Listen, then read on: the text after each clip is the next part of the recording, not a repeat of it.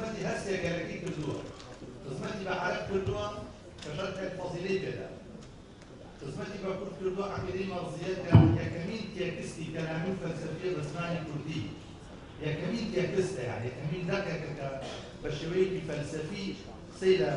مەسەلە ئەساسیەکان کردووە نمونەیەکتان بۆیان وەبزان ئەم دەقە لە پێش ئەو یا تەنانەت دوای ئەوی چ کەسێ بەو نەزاکەت و بەو جوانیە باسی قاعدەی ئەوەی کردووە کە ئەڵێ عەدەم العیلە عیلەة العەدەم پێی پرسیارەکە عەدەم بۆ نییە ئەڵێ عەدەم چونکە عیلەتی نییە نادەوێت مامۆستا مەلا کەریم ئەڵێ کەس دەست بۆ سەبەب عەدەم نەماشێ